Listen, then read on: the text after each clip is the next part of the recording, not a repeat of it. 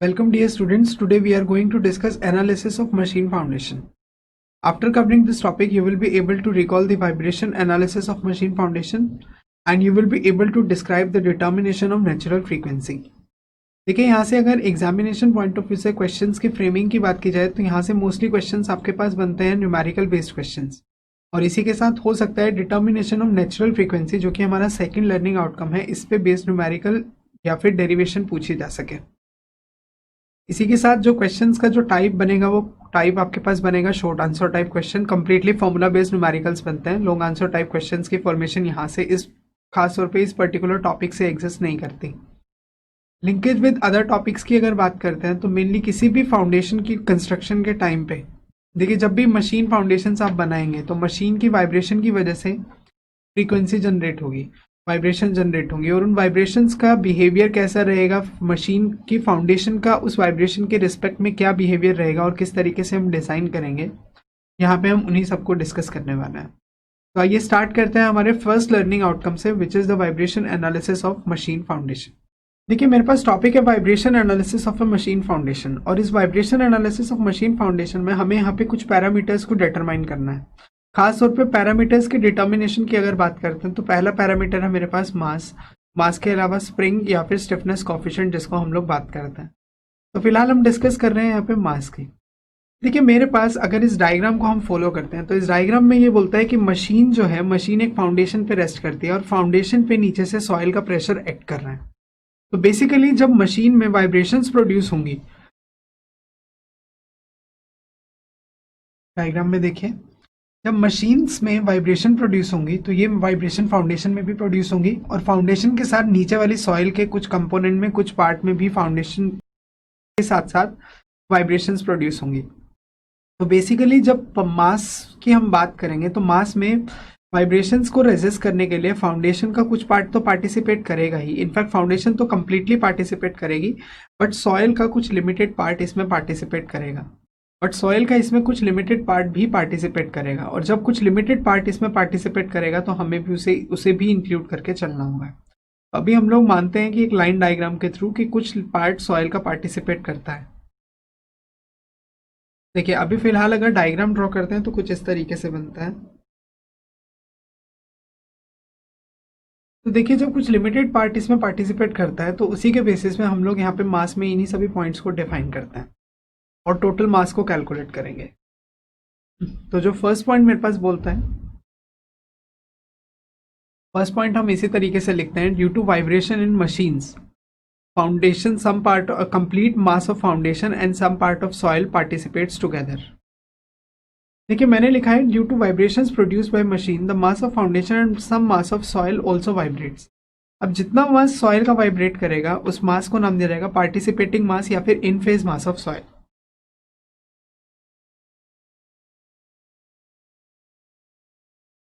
तो यहाँ से टोटल मास जो आपके पास बनेगा, तो यहाँ से टोटल फे मास आ गया मेरे पास mass of foundation plus in phase mass of soil.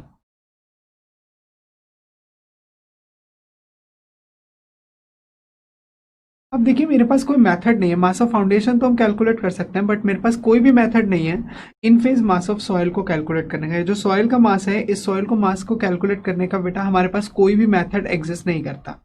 तो जब हमारे पास कोई भी मेथड एग्जिस्ट नहीं करता तो हमें इस वैल्यू को अज्यूम करना होता है। अब वो अजम्पशन कैसे लिया जाएगा, वो अजम्पशन को भी देखते हैं। तो नेक्स्ट पॉइंट ये बोलता है देयर इज नो अरेंजमेंट और method, it is purely assumed. अब इसको अज्यूम किसके बेसिस पे करते हैं, हम लोग ये मान के चलते हैं कि मास ऑफ जो सपोर्टिंग सॉइल है या फिर आप ये बोल सकते हो जो कि इन फेज मास ऑफ सॉइल है, ये 0 से मास ऑफ फाउंडेशन के बीच में वेरी कर सकता है depending upon the further conditions. The value of in-phase mass of soil varies between 0 to mf। तो देखिए अगर ऐसी कोई कंडीशन एग्जिस्ट करती है तो जो टोटल मास आएगा,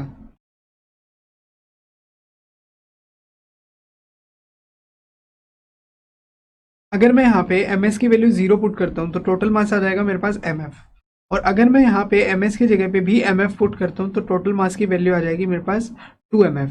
तो ये बोलता है कि टोटल मास जो रहेगा, ये टोटल मास वेरी करेगा between mf to 2mf।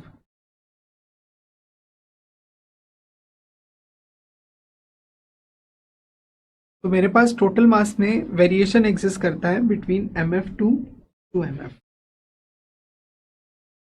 Second point की तरफ बढ़ते हैं अब। देखिए नेक्स्ट है मेरे पास स्प्रिंग स्टिफनेस। स्प्रिंग स्टिफनेस को हम लोग लिखते हैं स्मॉल k से। अब ये बोलता है कि किसी भी सॉइल में स्प्रिंग स्टिफनेस की वैल्यू किस तरीके से वेरी करती है। किसी भी बेसिकली मशीन फाउंडेशन में स्प्रिंग स्टिफनेस का वेरिएशन कौन कौन से फैक्टर्स पे डिपेंड करता है, सबसे पहले यही हम लोग जानते हैं। Spring stiffness of a machine foundation depends upon, सबसे पहले तो है टाइप ऑफ सॉइल। अगला बोलता है एम्बेडमेंट ऑफ फाउंडेशन, तो बेसिकली फाउंडेशन कितना सॉइल सरफेस से नीचे एम्बेड की गई है। उसके बाद आता है कॉन्टेक्ट एरिया।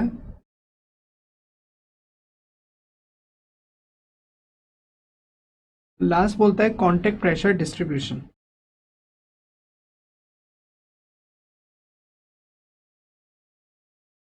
इन चारों पैरामीटर्स पे मेनली हमारा स्प्रिंग स्टिफनेस डिपेंड करता है। अब स्प्रिंग स्टिफनेस को कैलकुलेट करने के लिए अलग अलग एम्पेरिकल रिलेशंस और मेथड्स दिए गए हैं। अब हमें उन्हीं मेथड्स के बारे में ही डिस्कस करना है। जो फर्स्ट मेथड है मेरे पास, इसको हम बोलते हैं लेबोरेटरी टेस्ट। देखिए लेबोरेटरी टेस्ट में सबसे पहले हम लोग मॉड्यूलस ऑफ इलास्टिसिटी कैलकुलेट करते हैं सॉइल की यूजिंग ट्राइएक्सियल टेस्ट।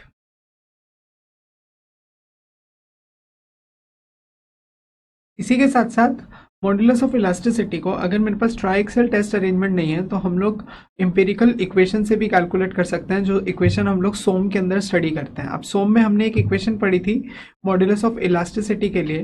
वो इक्वेशन डिपेंड करती थी पॉइजन्स रेशो के ऊपर और पॉइजन्स रेशो के साथ साथ मॉड्यूलस ऑफ रिजिडिटी के बेसिस पे। तो उसके थ्रू भी ये कैलकुलेट किया जा सकता है। E equal to 2g into 1 plus mu.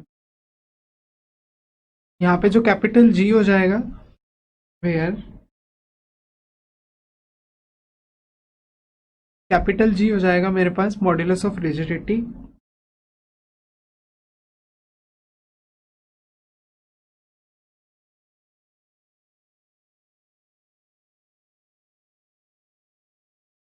Mu is Poisson's ratio.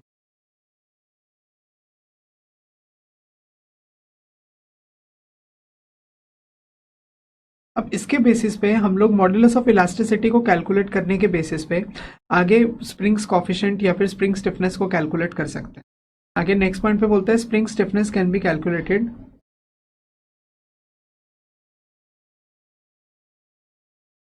K equal to A E upon L. यहाँ पे कैपिटल E जो हो जाएगा ये हमने अभी ऊपर मेंशन किया, मॉड्यूलस ऑफ इलास्टिसिटी है। ए हो जाएगा cross section area and L will be length. तो इस तरीके से हम लोग स्प्रिंग स्टिफनेस को कैलकुलेट कर सकते हैं। इस स्टिफनेस को कैलकुलेट करने के लिए एक मेथड और एक्सप्लेन किया गया है। That method is known as Barkan's method.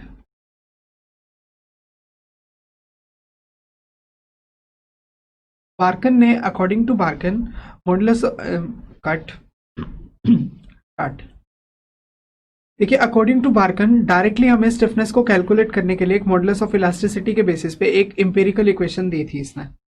According to बार्कन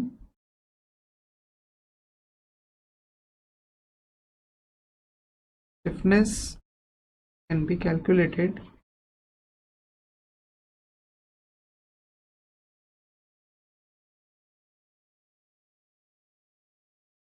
one minus 1/3 E upon 1 minus mu square into square root of A.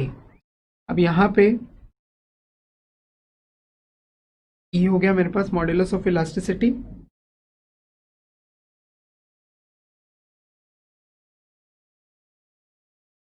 Capital A represent करेगा एरिया ऑफ कॉन्टेक्ट,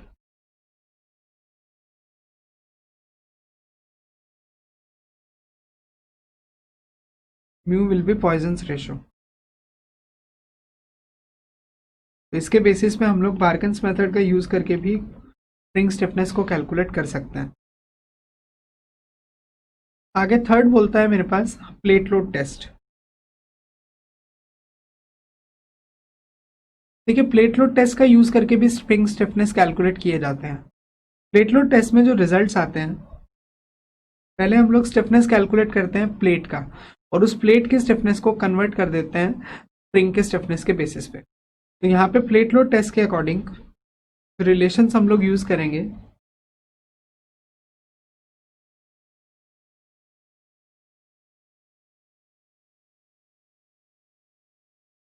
इसने बोला आप इसको किस तरीके से कैलकुलेट करते हैं। देखिए इसके लिए रिलेशन कुछ इस तरीके से यूज किया जाता है, के अपॉन के पी।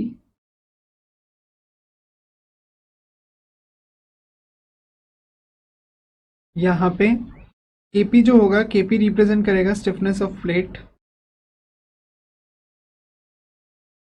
इसी के साथ बीपी रिप्रेजेंट करेगा विड्थ ऑफ प्लेट,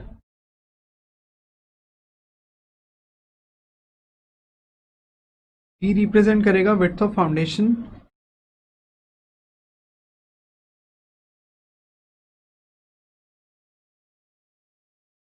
इस रिलेशन से हम लोग स्टिफनेस ऑफ फाउंडेशन को कैलकुलेट कर सकते हैं। अब ऐसे ही ये वाला जो फॉर्मूला वैलिड है, ये वाला वैलिड है फॉर कोहेजन। देखिए ये वाला जो फॉर्मूला वैलिड है, ये वाला फॉर्मूला सिर्फ कोहेसिव सॉइल्स के लिए वैलिड है। अगर मेरे पास कोहेजन लेस सॉइल आएगी, और कोहेजन लेस सॉइल, इस रिलेशन को हम लोग, जैसे हम लोग प्लेट लोड टेस्ट के रिजल्ट्स यूज करते हैं, वही टेस्ट के रिजल्ट्स यहाँ पे यूज किए जा सकते हैं। सिंबल्स यहाँ पे यही रहेंगे, बस यहाँ पे ध्यान रखना है कि यहाँ पे बी और बीपी की वैल्यू जो है ये mm में आपको पुट करनी है। अगर 300 लिखते हैं तो mm में, अगर यहाँ पे हम 30 लिखते हैं तो सेंटीमीटर्स में आ जाएंगी, और अगर इसको आप 0.3 लिखते हैं तो यही वैल्यू आपके पास मीटर्स के अंदर आ जाएंगी। इसी के साथ देखिए अब लास्ट पॉइंट को अपना फॉलो करते हैं। इसके अंदर लास्ट है मेरे पास थर्ड पॉइंट। देखिए हम लोग अपने पिछले पार्ट में डिस्कस कर चुके हैं रेजोनेंस कंडीशन। रेजोनेंस कंडीशन बोलता है जब किसी भी फोर्स की फ्रीक्वेंसी उसकी नेचुरल फ्रीक्वेंसी के इक्वल हो जाएगी तो उस कंडीशन को हम लोग बोलते हैं रेजोनेंस कंडीशन, और उस टाइम पे एम्पलीट्यूड अपने इनफाइनाइट लेवल तक पहुंच सकता है, बहुत ज्यादा हाई वैल्यू होती है। तो ये बोलता है कि जब रेजोनेंस कंडीशन होगी तो कंडीशन एग्जिस्ट करेगी, तो रेजोनेंस कंडीशन के बेसिस पे हम लोग फ्रीक्वेंसी को कैलकुलेट कैसे करेंगे। तो नेचुरल फ्रीक्वेंसी आएगी, इस नेचुरल फ्रीक्वेंसी को लिखते हैं हम लोग natural circular frequency cyclic frequency divided by 2 पाई, और इस वैल्यू को हम लोग ऑलरेडी लिख चुके हैं।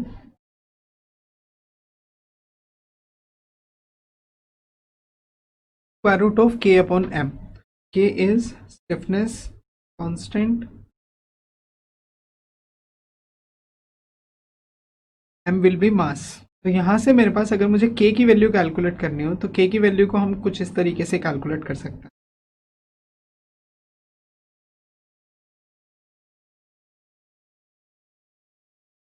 4 pi square natural frequency square M, F N is natural frequency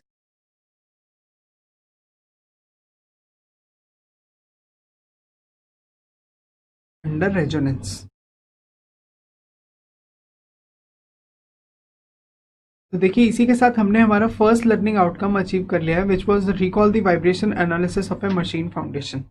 तो बढ़ते हैं हमारे सेकेंड लर्निंग आउटकम की तरफ, which is describe the determination of natural frequency. देखिए नेक्स्ट टॉपिक है मेरे पास डिटर्मिनेशन ऑफ नेचुरल फ्रीक्वेंसी। अगर नेचुरल फ्रीक्वेंसी वाले टॉपिक की बात करते हैं तो यहाँ पे हम लोग पहले बात करते हैं कि हम लोग अपनी वही इक्वेशन ऑफ मोशन लिखते हैं जो हमने फोर्स्ड वाइब्रेशंस के केस में लिखी थी।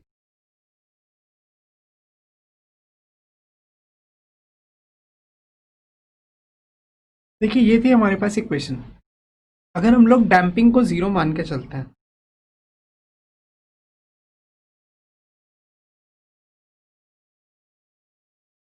अगर डैम्पिंग को नेग्लेक्ट कर दिया जाएगा तो इक्वेशन ऑफ मोशन बनेगी कुछ ये।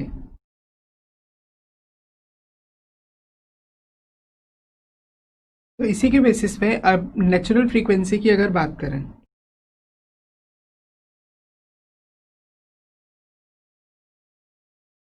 तो यहाँ से नेचुरल साइकिल फ्रीक्वेंसी आ जाएगी मेरे पास ओमेगा एन, जिसकी वैल्यू रहेगी square root of K upon M. K हो जाएगा spring constant, stiffness constant basically,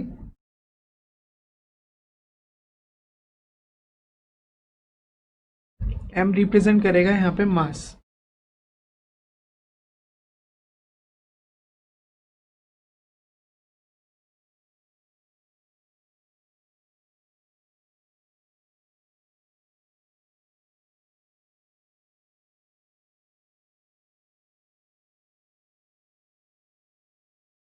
mass of machine.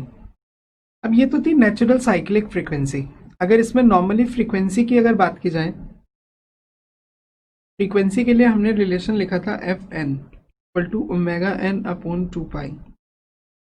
तो ओमेगा एन अपॉन 2 पाई, तो यहाँ से फ्रीक्वेंसी आ जाएगी मेरे पास 1 upon 2 pi square root of K upon M.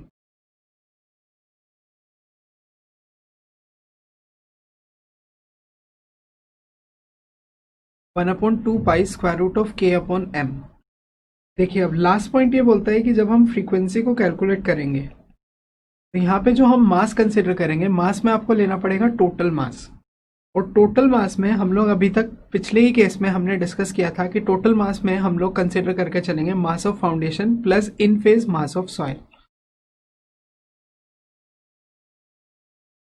अगर इसी फॉर्मूले के बेसिस पे बात करते हैं तो एम एफ जो हो जाएगा मेरे पास, M F will be mass of foundation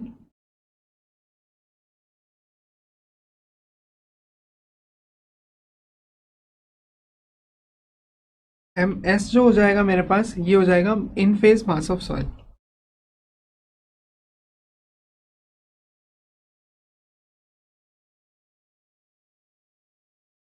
आगे नेक्स्ट पॉइंट बोलता है कि अकॉर्डिंग टू बार्कन्स,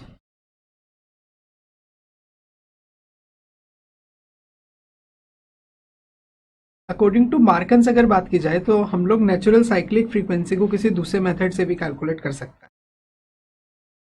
इसके लिए इसने एक इक्वेशन दी थी, इसने बोला था it can be calculated using this formula. M हो जाएगा सेम वही मास, total mass,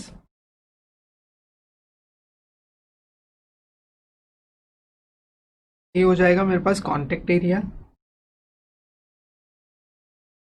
you will be coefficient of uniform elasticity compression.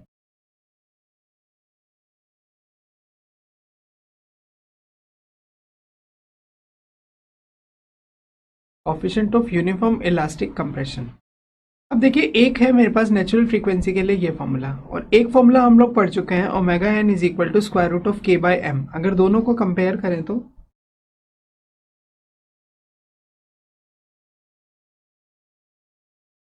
जब हम इन्हें कंपेयर करते हैं तो यहां से मेरे पास स्टिफनेस कांस्टेंट,